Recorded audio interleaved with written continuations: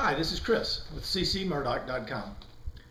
Over the last few blog posts that I've done, we've been talking about vision, values, dreams, and goals. A few posts ago, we went in depth into vision and defining your vision and casting your vision. Today I want to talk about values. Our values are those things that we hold most dear, that we believe to be true, that we try to live our life by. There are personal values, there are corporate values, there are values that society holds to be true. Unfortunately, not all societies have the same values. Not all corporations have the same values. Not all people have the same values. Can you imagine if we all did value the same thing? For instance, it's easy to imagine that honesty would be a universal value, that all people would value honesty, that all people would value integrity. But clearly this isn't the case. Because if it was, then we wouldn't have crime, because people would be violating their values. And people tend to not operate in a way that dishonors or nullifies their own values. We also have values that we really don't even know we have. They're subconsciously affecting how we operate.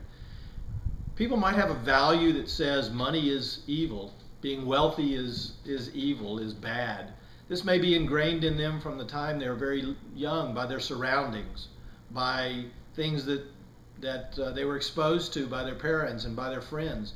Maybe they were in an environment that was not middle class, was not wealthy, and they adopted subconsciously a value that attributed having money to a bad thing. And while this seems to be a rational decision, if I don't have money, but I view myself as a good person, maybe having money would be bad.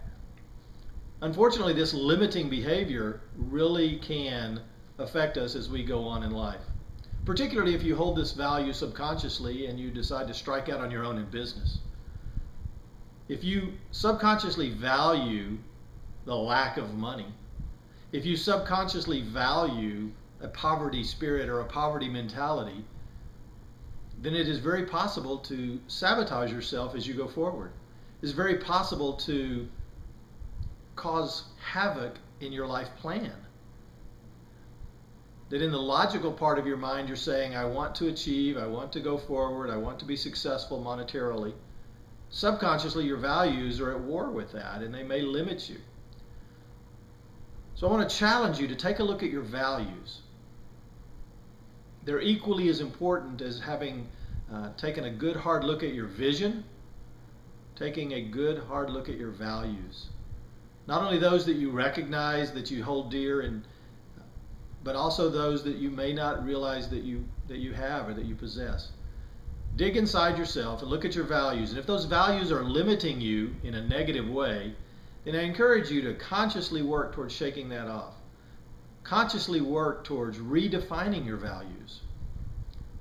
Values should be based on things that lift you up, that edify you, that build you up. Values should never tear you down. Values should never hold you back from the good things in life. Having positive values that are an intrinsic part of you, values that you don't even need to think about, but that guide your every moment, lead you towards your destiny, lead you towards your vision. Those are the values that are going to help motivate you towards success rather than sabotaging you. So again, my challenge to you today is take a look at your values. Put them on paper. Identify 5 things that you value, consciously value, and try to identify 2 or 3 values that you may have, you may be holding on to, that are limiting values. Try to place into action those 5 positive values each and every day. Be guided by them. If there are values that are valuable, then we need to incorporate them into our life. If there are values that are limiting, we need to eliminate them. Here's to your success. I'm Chris Murdoch with ccmurdoch.com, and we'll see you on another blog post.